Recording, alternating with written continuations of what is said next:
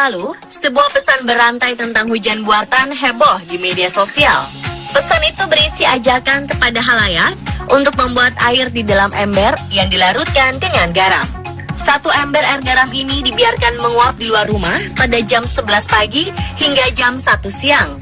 Jika setiap rumah membuat satu ember air garam, maka akan menciptakan jutaan kubik uap air di udara.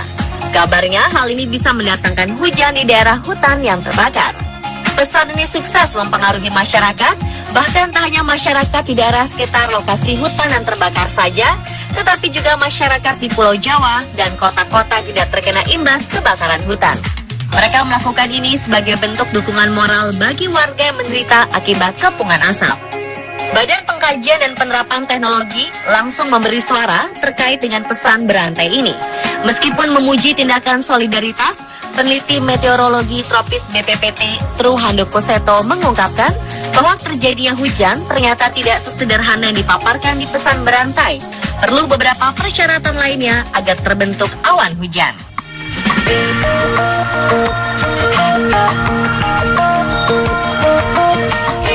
Ada beberapa faktor yang mempengaruhi terbentuknya awan hujan. Untuk membentuk sebuah awan yang mengandung air hujan, dibutuhkan jutaan meter kubik uap air yang berkumpul di dalam awan. Artinya, diperlukan ratusan juta ember untuk mendapatkan jutaan meter kubik uap air. Ini pun dengan catatan, semua air yang menguap benar-benar berbentuk uap air hingga sampai ke awan. Harus diakui, kondisi seperti ini sangat sulit terjadi, mengingat uap air bisa hilang sebelum sampai ke awan. Selain penguapan, pola angin juga sangat menentukan untuk mengarahkan uap air tersebut sehingga terjadi kondensasi di suatu wilayah. Meskipun penguapan berhasil, jika pola angin tidak mengarahkan uap-uap air tersebut berkumpul, maka tidak terbentuk awan yang bisa menjadi hujan. Saat ini, air laut di sekitar Jambi, Sumatera Selatan, dan Riau tetap menguap airnya. Namun, pola angin menghembuskan uap air tersebut ke utara dan timur laut, sehingga awan terbentuk di wilayah utara dan timur laut, bukan di Jambi, Riau, dan Sumatera Selatan.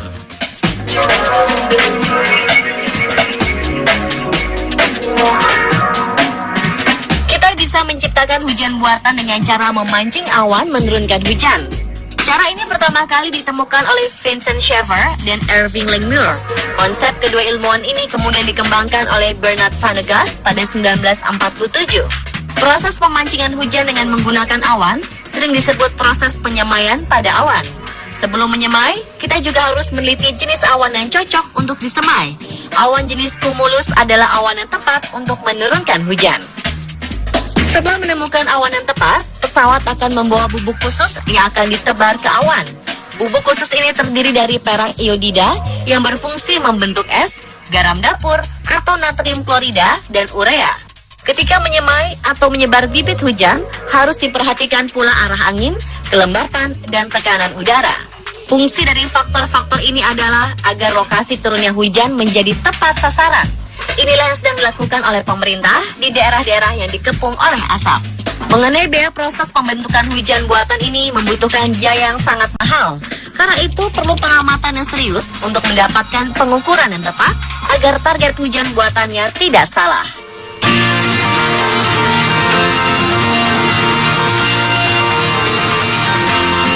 Bencana kabut asap di Sumatera dan Kalimantan sudah membuat warga menderita selama berbulan-bulan. Sutarjo, seorang guru SMP di Kabupaten Indramayu, tidak mau tinggal diam. Ia pun menciptakan alat penghisap asap dan polusi udara sederhana yang bisa dibuat sendiri oleh warga. Sutarjo menyebut penemuannya ini dengan nama sapu jagat. Alat yang diperlukan adalah kipas angin, wadah untuk menampung air kapur, serta air kapur. Air kapur ditempatkan di dalam sebuah wadah, kemudian pasangkan kipas angin di atasnya. Kipas angin akan menghisap asap, sedangkan air kapur mengubah kabut asap menjadi serpihan polutan padat. Dengan alat yang bisa dirakit sendiri di rumah ini, setiap rumah bisa bebas dari asap. Yang menyarankan dalam satu rumah ada 3 hingga 4 alat penghisap asap seperti ini. Beberapa warga sudah mencobanya dan menyatakan bahwa alat ini cukup membantu mengurangi asap, terutama di rumah yang tidak memiliki air conditioner atau AC. Selain menghilangkan kabut, alat ini juga bisa menghasilkan pupuk cair untuk tanaman non-pangan. Serpihan limbah polutan yang ditangkap oleh air kapur bisa digunakan sebagai pupuk untuk tanaman hias seperti bunga-bungaan. Penemuan ini membuat Sutarjo dibanjiri penghargaan dari pemerintah daerah dan beberapa organisasi lainnya.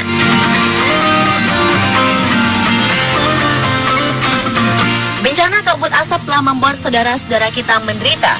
Namun di balik bencana ini, selalu ada jalan untuk menghadapinya. Lebih baik melakukan tindakan nyata yang positif, seperti yang dilakukan Pak Guru Sutarjo, daripada terus menyebarkan berita yang memperkeruh suasana.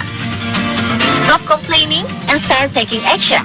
Support dan bantuan kita lebih dibutuhkan dan bermanfaat bagi saudara-saudara kita dibanding keluh kesah dan saling menyalahkan.